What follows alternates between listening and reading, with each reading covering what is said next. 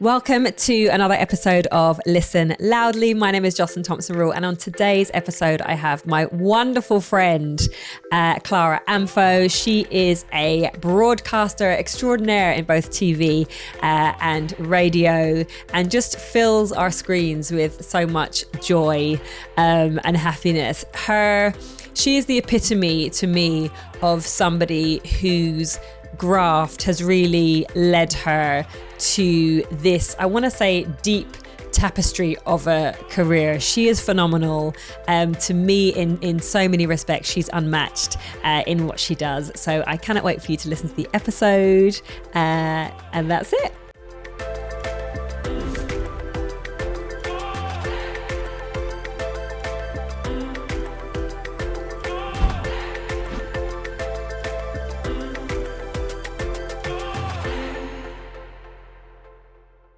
Clara Amfo.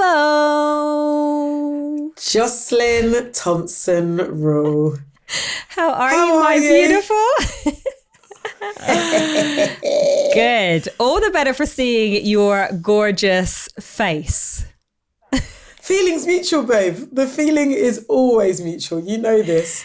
Seeing that smile brightens up the day. So, listen, I am so happy that you are doing this. I remember when I did the intro episode, and I said in that episode that I had written like a dream guest list. And even though we're friends, it felt like so much more just to ask you for your time to come on here.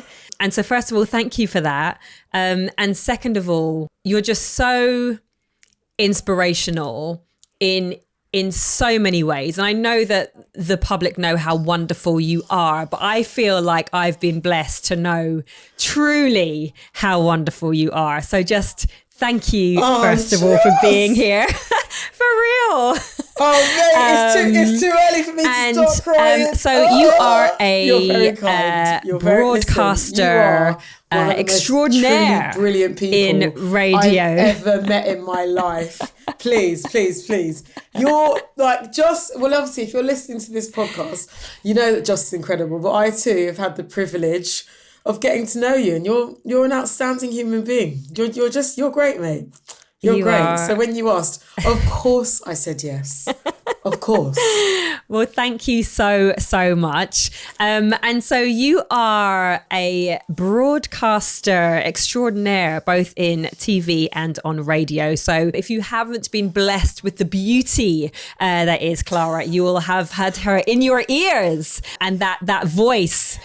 So warming, so lovely. But I don't know Clara, and it's okay. It's not going to ruin our friendship if you don't remember this. But I remember the first time I met you, which was at the finish line of a 10K race in Victoria Park, and you were DJing, and I was cheering people through the end of the race. For many people, they ran that 10K, but many people also walked it. And I remember just in my mind going, every single person that passes that finish line is going to get as much energy from me as if they won it. There were people sort of at the end just being like, we've walked and we're here. And it was just like, you know what, you smashed it. And we kept on catching each other's eye with these people coming through and just being like, they're amazing. So that was my first memory of meeting you. And it was like just this lovely connection of this beautiful moment of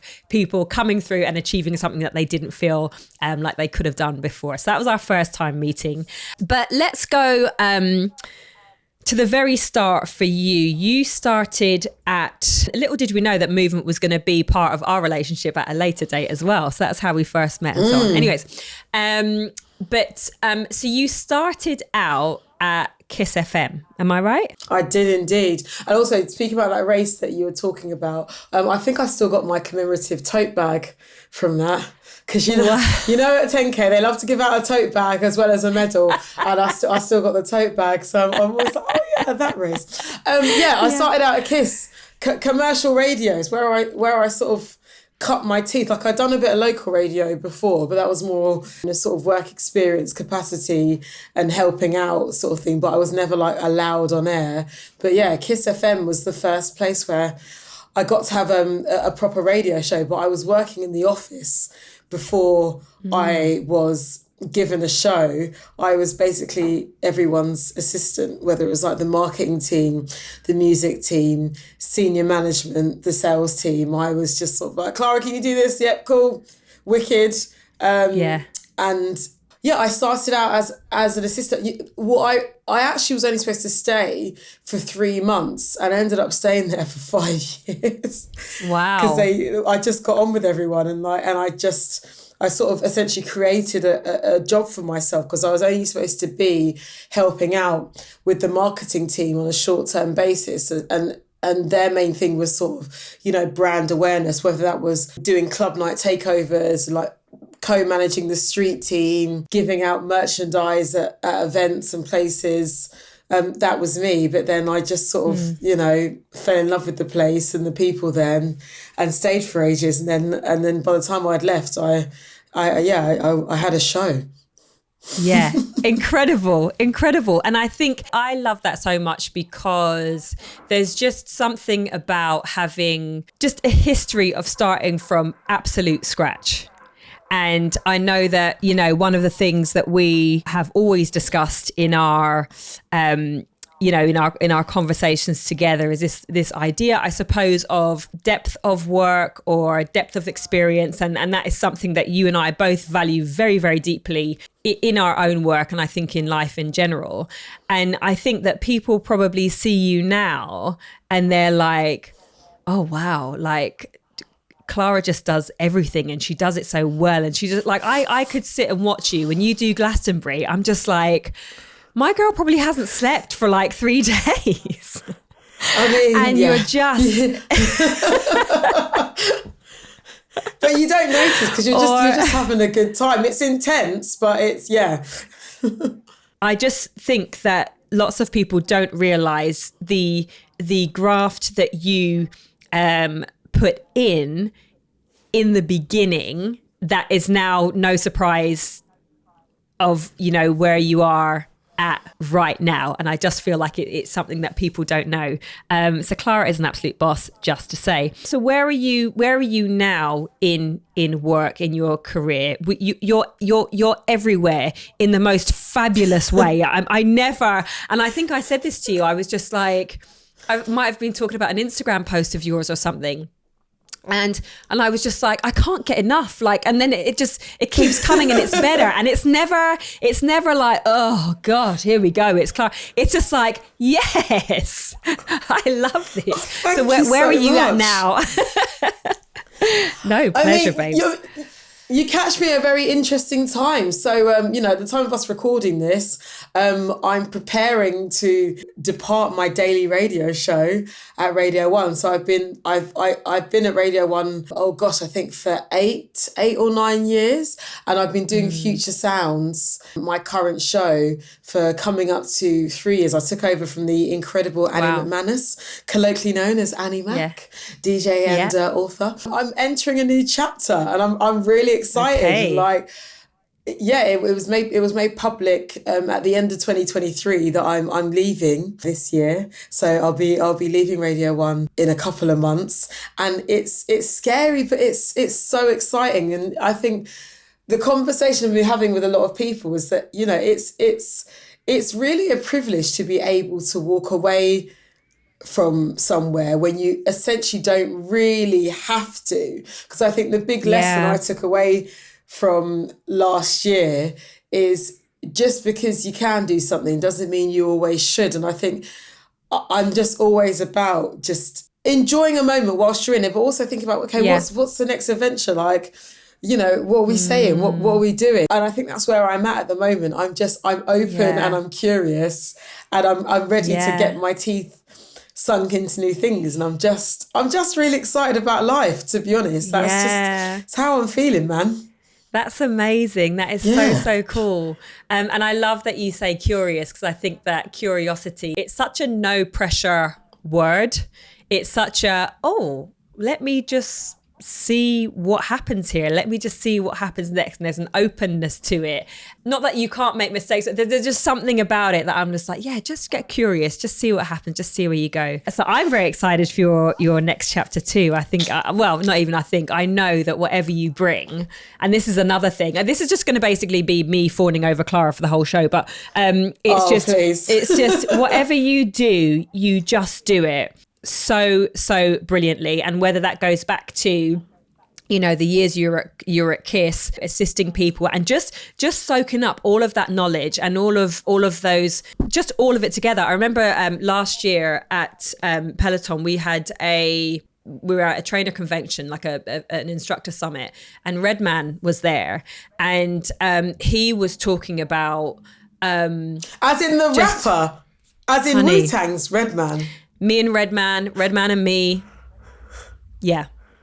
Yes.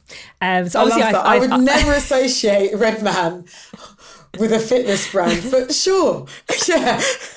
100. So he came in, he did a talk for us, and it was incredible because, you know, he spoke of back in the day in the rap game, it was you grew in that industry and you had to earn your respect in the industry from other artists through collaborations, through working with them. But there were no shortcuts. Like, you earned your way and the respect for those who came before you. And so again, that just reminds me of everything that you do now is just so uniquely you and so brilliant. And I think that there's just so much to be said for the experience that you've kind of, you know, brought with you and learned, and your humility. Anyway, we love Clara is what we're saying. So movement. So kind and lovely. No, but for real. But it's so true. And there's so, honestly, that I feel like there's so few people, for all of the wonderment that the internet has brought.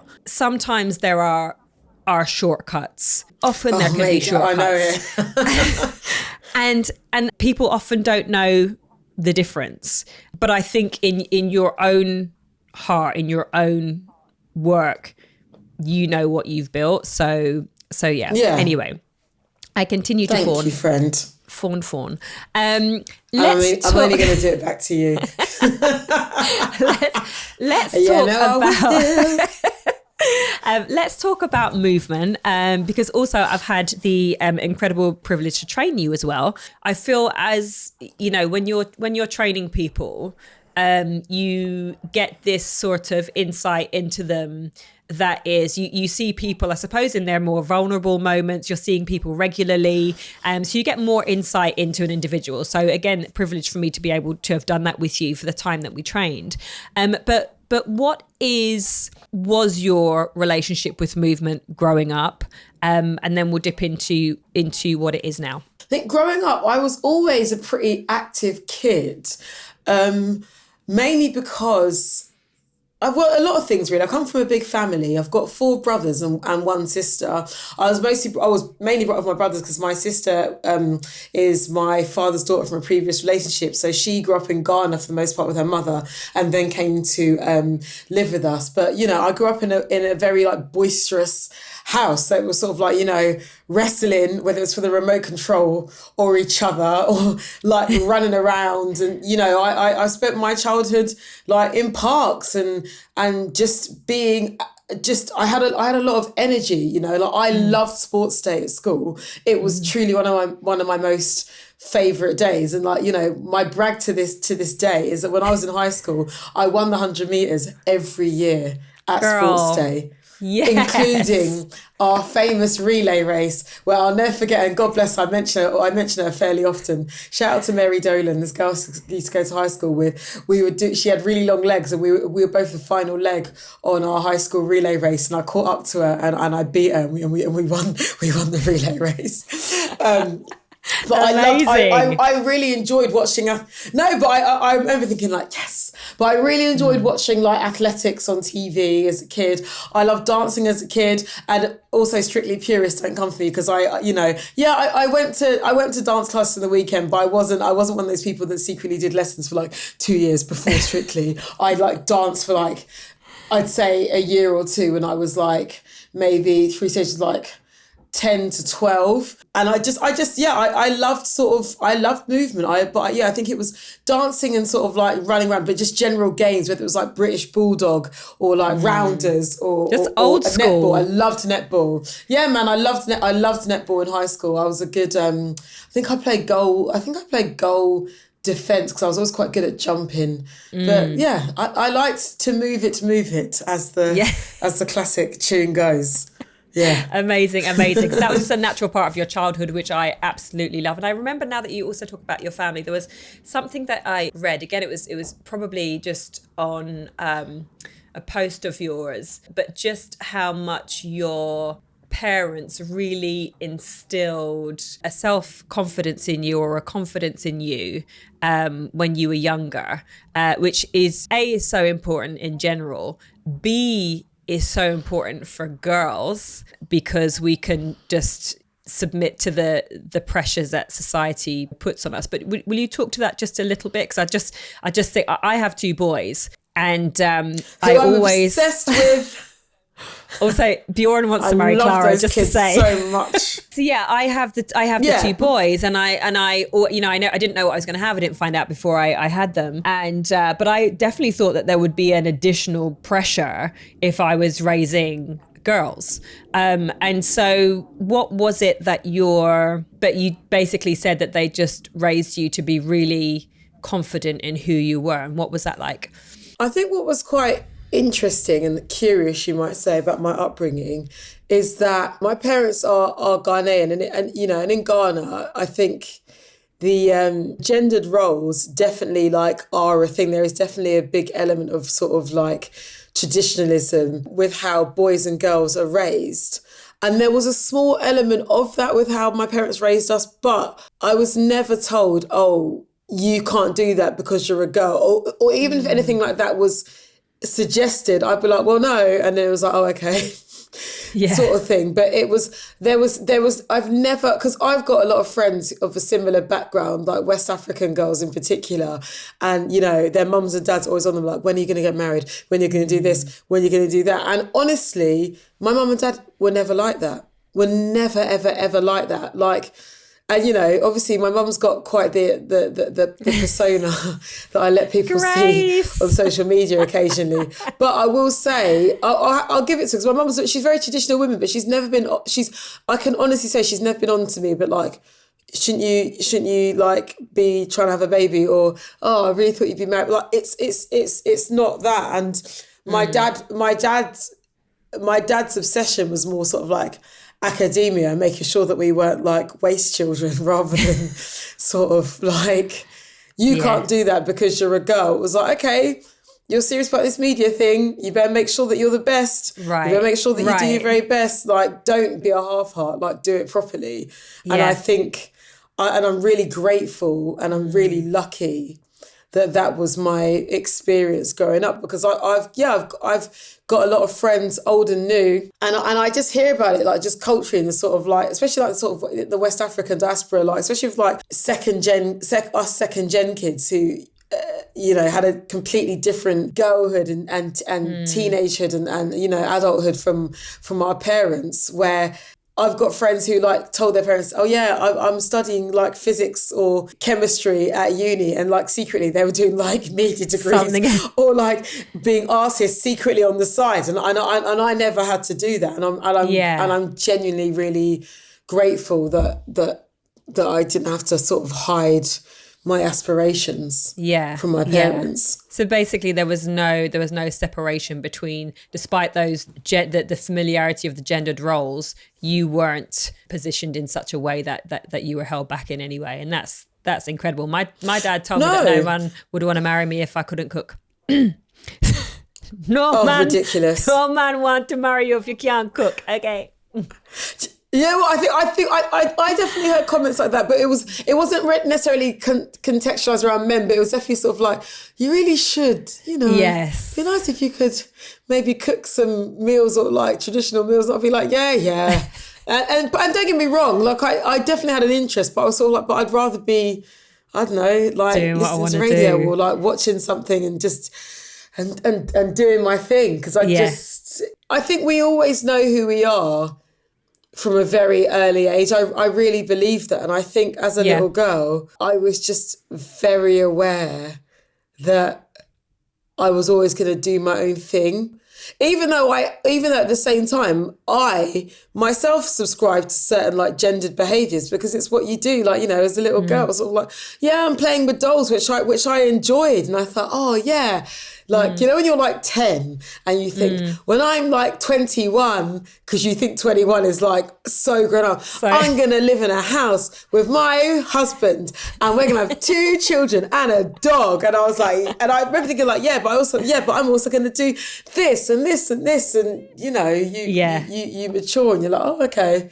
I have got friends who did do that. I'm grateful to my parents for essentially just letting me get on with it. Even when we did butt heads. Like I think they always had the good sense to be like, you know what, just let her do it. Yeah. Well, they did an incredible job. So two things on that. The first one, your mum, Grace. So listen, if you don't follow Clara on Instagram, first of all, do that. Second of all, apart from just seeing her greatness, you really just need to lean into the text exchanges between Clara and her mum, Grace. When Clara might be wearing a dress that might be a little bit higher than Grace might like, above the knee, or a little bit low on the cleavage, and just the exchanges are amazing. It's kind of like, well, everything was nice and I really like the colour, but next time, please cover it up a little bit more. And then she sends her blessings. She always sends a blessing, but I always say to her, it's like, listen, babe, like, I inherited my shape from you, and I've seen pictures of her when she was a teenager and she was doing up short skirts and a decent. To be fair, I do wear higher heels than her, because, you know, my mum's she's very God-fearing and a very socially sort of conservative woman in that sense. The thing is, Grace likes to turn out a look like, anytime she's going, because she's, you know, she goes to church every Sunday and she likes to put on an outfit, and she'll send us pictures. And sometimes when she comes over, she's like, snap me. Like we did a shoot together for the Sunday Times Style last year, which was really sweet. And like, you know, she was really gagged, like getting like, you know, shot professionally. Like, we've done Cosmopolitan together. We did a Mother's Day special. And like everyone on set like fell in love with her. Like, she was, because she got to choose my clothes for that shoot. It was a really, really lovely thing that Cosmopolitan did for us, actually. And like she was in her element. She's having a lovely time. Yeah, amazing. So shout out to Grace. And then the second piece of you talking about childhood. Is that you know, talking about playing with dolls. There was one moment that we had together where, now even thinking about it now makes me emotional, where you had your own Barbie doll. Shiro, was that the concept? Yeah, I got the Barbie Shiro doll. Such a tongue twister. This Barbie Shiro doll.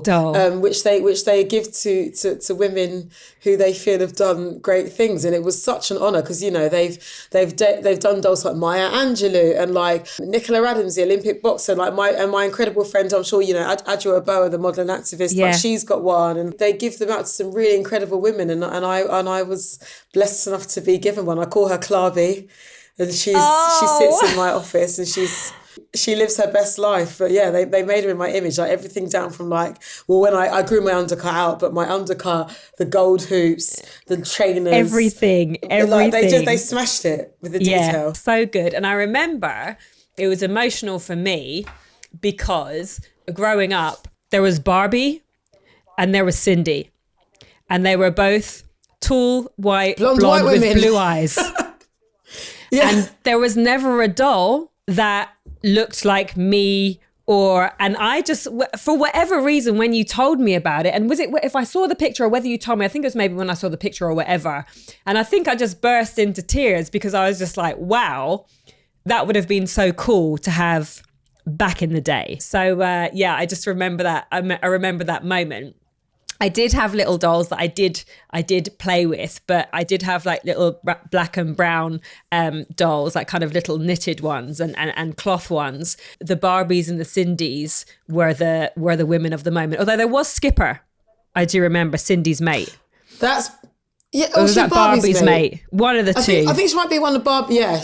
One of the girlies' friends. But I mean, that is still so surreal. And, you know, I cry too because it's a thing of like, because I knew that black dolls were available, but they were in America. Yeah. So, you know, like, I think because Americans got hip to having like black Barbies, like, I think definitely before they kind of translated over here. And like, yeah, growing up, most of my dolls were white, and so to have a doll, and the reaction I had from like, you know, a lot of women who have like black children, it was incredible. And like, shout out to Milk and Honeybees and Ebenetta who runs that initiative, and it's an amazing collective that kind of teaches young black girls sort of like confidence in themselves and like sort of social skills, and it's just a great safe haven. We made this film to celebrate getting the doll with these young black girls, and the whole phrase was like, you know, I can do anything, and they were sort of like dressed up as like scientists and teachers, and it was just like, I'll get teary like thinking about it, but it was just, and Barbie were incredible, and it like in supporting us like making this film, and the film was like directed by a black woman. Shout out to Eloise King who directed it, and it was a really wholesome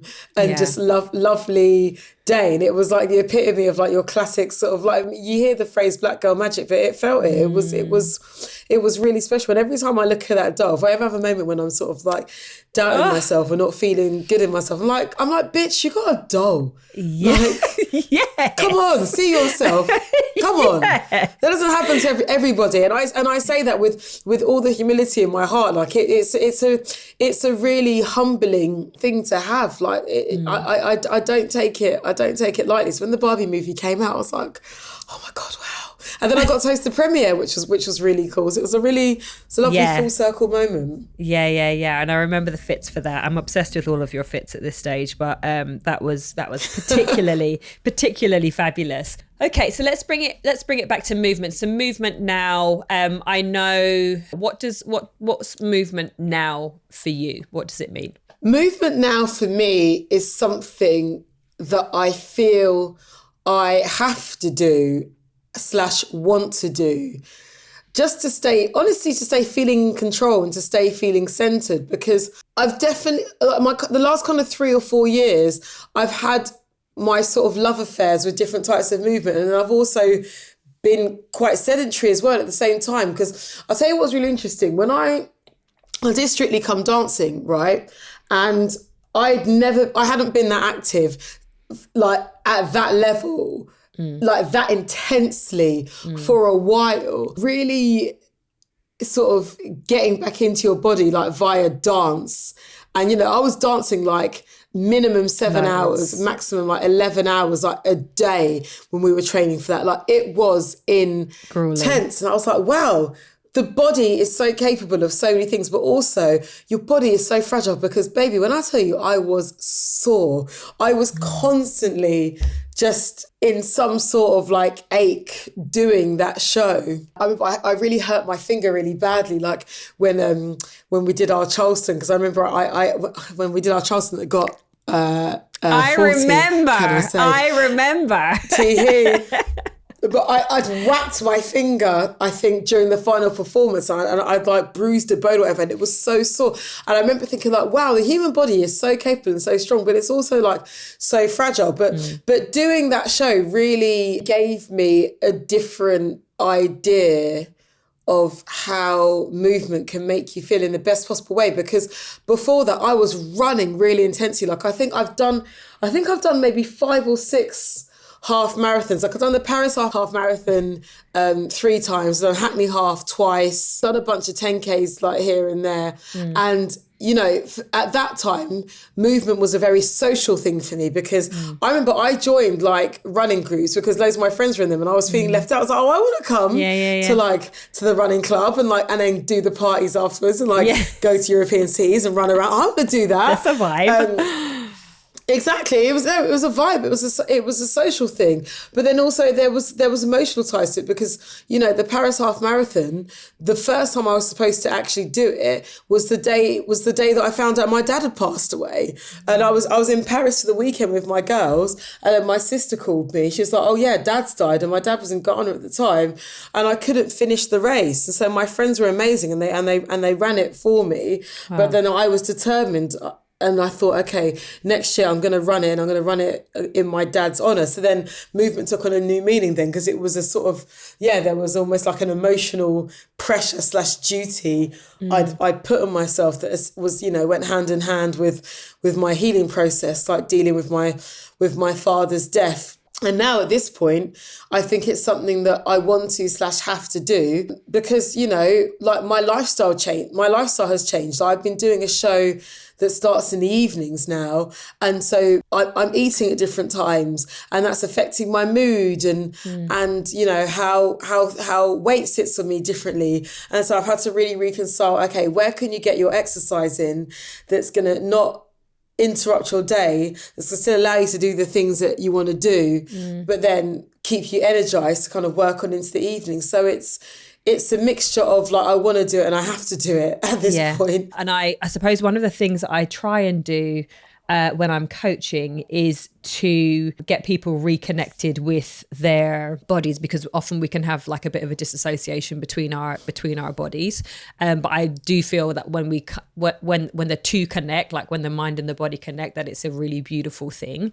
Is there a moment in movement that has been that way for you, or do you still feel very much you're on a journey with it? That is a great question. I think it was when I was deeply in my running bag, which I'm slowly progressing to getting back into. But I'm also trying to give myself grace to understand that sometimes you're going to want to feel like being really into a certain exercise, and sometimes you're not. So I think I'm trying to convert the same energy that I had from running to walking, actually. Because I have clocked that when I go for a really long walk, it makes me feel just instantly better. And I've got my steps in, and there's been a point to it. It's like, well, look, I'm going to walk from home to central London. I've got an aim. I can zone out. I can really feel grounded in what I'm doing, and that makes me feel good. But when I was deep in my running bag, I felt really proud of myself, because I think it made me realise I can get over barriers. Because, going back to the start of our conversation, I was a sprinter in high school, and I was always so fascinated by long distance runners, because I was like, how on earth can you run for longer than a minute and just not hate your life? I remember finding it so fascinating. And I remember the very first time I went to a running club, I was knackered because I approached it so wrong. I was like, okay, so we're just running at a really fast pace constantly. And I quickly learned that's not how you do it. Yeah. And I remember like once I learned about like pacing and breathing and just taking your time and truly understanding that it literally is a marathon, not a sprint, when you're doing any sort of like slower running. So whether it's like, whether you're doing like a 5K or a 10K or whatever you can manage to do, it really is about doing things at your own pace. Yeah. Because I think I was used to that instant gratification of like running really fast, winning and being like, I did it. And it's like, I'm done. You know what? I'm done. It's okay to take your time. And when I completed actually my first Paris half, and when I completed my first Hackney half, which I loved, my first Hackney half, I absolutely loved it because it's my neighbourhood as well. And it's just such good vibes. And it goes back to how we first met, when you're doing those local races and everyone's in such a good mood and like cheering each other on, like it's an elite feeling. And I'm the girl that couldn't think, who thought I could never even run longer than 5 minutes. So when I was able to complete those races, which are, essentially like 22K, 13-ish miles, it made me feel amazing. And it did change my relationship with movement, because I thought, okay, it really is a mental thing over a physical thing. If you just, obviously you've got to take care of yourself physically, but you can do it. Yeah. And I think that's what keeps me going now, because even when there's times I'm like, oh God, I really don't want to run today, or, oh, can I face even doing an hour and a half walk? It's like, I can swear in this podcast, can't I? Yeah. Oh God, yeah. I can, can't I? I can swear in this podcast. I'm like, bitch, you've ran for 2.5 hours. Yeah. You can handle a 20-minute run, or you can handle an hour walk. You know it's possible. Like, Yeah, come 100. And also, I love that you love walking, because I think that it is one of the most underrated forms of exercise that there is. But if you think about what walking does outside of the movement itself, is you're walking, so there has to be a level of focus of where you're going. You're generally not going to be on your phone or looking at your phone, and you've just slowed time down a little bit. And how you feel, you use the word grounded. It is, how many opportunities do we have nowadays to feel grounded, and to feel grounded from movement? Because we can think, oh well, I just need to go and take some anger out and go hard at the gym or whatever, when in actual fact what we probably need is something a little bit calmer, but that isn't as sexy as going hard in the gym. But also your expanse of going from and enjoying sprinting to then doing and also it was done and dusted and it was great and you were fast and you loved it, to then transitioning into, well, I'm going to do these runs because all my mates are doing these runs and it's a vibe and I'm liking it and I want to do that, to then actually I'm walking because I need this. And so you've gone through this whole beautiful process of very different types of movement in the end, even if we just take it from a cardiovascular point of view, of like the fast to then the middle longer to then completely slower. But they've all impacted you in different ways at different points in your life. And you can also come back to any of those should you want. But I think that, I suppose one of the really important things for me is that you're not now going, well, sprinting's the only thing that I do, so that's the only thing I'm going to do. It's, you've learned that different things have impacted you at different points in your life. And also you need to work out in such a way that complements your job and your lifestyle now. It cannot take away from what you are doing. And at different points, you always have to just reassess that. Where am I at now? What am I doing? How is this going to impact me, so that you can optimize? And I don't mean that in a life hacky, optimize your life way. I just mean to just optimize your day to day and feel good about it. So it seems like you're there now, which is great. And it's an ongoing process. It's never just it. Oh, no way. And, I really got into boxing as well, because I think that's just a great stress release. And it just makes me feel like a bad girl, to be honest. I just enjoy boxing. So shout out to George Yokel, our good pal. And we do our boxing sessions together, and they're always really fun, because it's just a different kind of discipline. And I think I'm always going to find different ways to move. Like I really want to start pole dancing as well, because I found myself on pole dancer TikTok. The level of fitness, the upper body strength, it's incredible to watch. And I love dance as well, and I love the discipline that comes with it. So that's something I really want to try. I really want to try, like, sort of like what Pink does, the aerial the aerial stuff, whatever, the circusy thing, what I mean. Cirque du Soleil moment. I really want to. I'm really intrigued by that sort of side of things. Like because I gave yoga a go and I gave Pilates a go, and they are such beautiful ways of movement, but they require a level of patience that I'm not sure I have, or I've got to be really in the mood to want to do. I'll tell you what I love. I love reformer Pilates.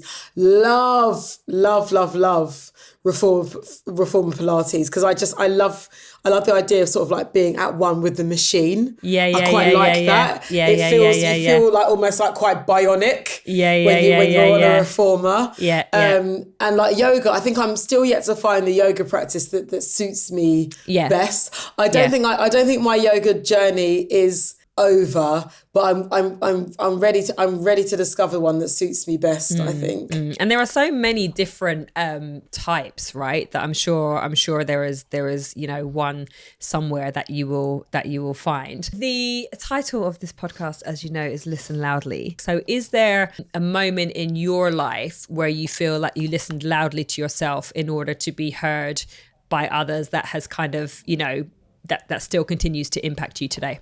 Oh, I mean, I guess there's been a few times. I think one thing I've learned about myself is that I can't lie to myself for too long or deny myself my own truth, because otherwise I start to go a little bit crazy. And, if especially my best mate said to me the other day, she's like, Clara, sometimes it's not every day keep it real, sometimes just keep it cute. Because the thing is, if somebody asks me my honest opinion about something, I'm gonna say it. That's just who I am. And I think for me, listen, being a black woman in my industry, particularly being a dark-skinned black woman in my industry, has definitely come with its challenges. And I've really had to advocate for myself to be in the position that I'm in. And what I mean by that is that, there are certain advantages and privileges that I don't have, and so I've had to work around it. Like, again, I'm the daughter of two immigrants, so I think there's my parents didn't have like industry connections, and I don't really do the sort of like tabloid kind of like courting thing. I'm not really in that sort of like scene, even though I do high profile work. I made a conscious decision like not to get involved in that side of things like too deep. So I mean, it's that classic thing. I think you hear it a lot of the time. You got to work twice as hard to get half as much or similar or whatever. And I think that's when I'm always listening loudly, like to myself, where I've always had to work smarter as well as harder.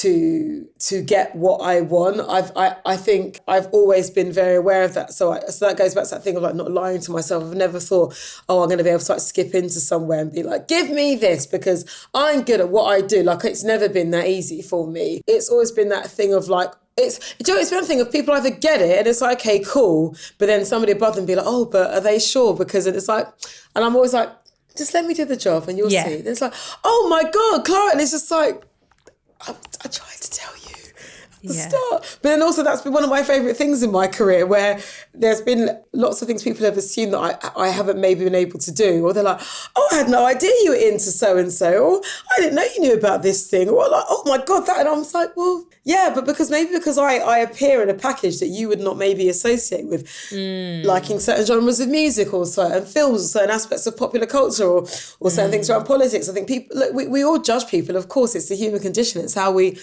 keep ourselves safe from looking at something and making our assumptions about, we look at things, we make our assumptions about, okay, is that something I can understand? Is that something that makes you feel safe? I will gravitate towards that. I will stay away from that. We all do it. One of my greatest achievements is proving people wrong about a lot of things that I'm capable of. Which is like secretly, it's just kind of like a tee-hee. Yeah, I say tee-hee quite a lot. Trust me. You do. I know you say tee-hee a lot. Trust me. Your responses are invariably tee-hee. Yeah.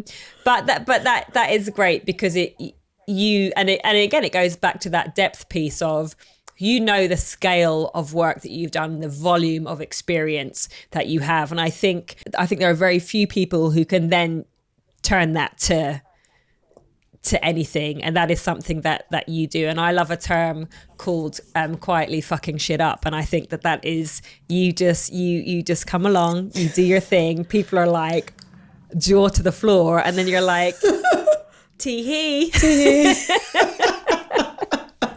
So yeah, amazing. I love that. And I think that confidence in yourself, and that awareness specifically as a dark-skinned Black woman, to step into a space to understand there are going to be preconceived notions of who I am and what I can do, or what the image is going to look outwardly to everybody else, and to still do your thing is amazing. And such you truly are leading the path for so many others. And I have to say, at the same time, because of your depth of experience, I'm kind of like, she's kind of untouchable at the same time. So oh, please. I love that people can see this, but you just need to keep working hard because you're very unmatched. But you're very kind. I think it's a beautiful thing to see. It is so wonderful. Watching your career and your work to continue to evolve, just truly incredible, and honestly such a joy to watch, as well as Grace's commentary on the Forever Fabulous outfits, because we live for Grace. There's going to be more this year, hon. Just you wait and see. Yes. I'll be applying pressure to her. God bless. God bless. God bless. But Clara, thank you so much for your time, for your wisdom, for being a wonderful friend. I'm so glad you came on here. For you, my love, I will do absolutely anything. Thank you for being you. Again, anyone who's listening to this, of course you think Joss is great because you're into the podcast, but you really are one of the most incredible people I've ever met in my life. You're so determined and so disciplined and so joyous and so loving and so patient. And it's qualities that I need more of. But you're the best. People love you for a reason. Do you know what I mean? You're very kind. You are very kind. Well, my love, thank you so very much. I cannot wait to see what you bring to this year. And I just continue to enjoy every last drop of it. So lots of love, my darling. Tee-hee. Tee-hee. Yay. Thank you, my love.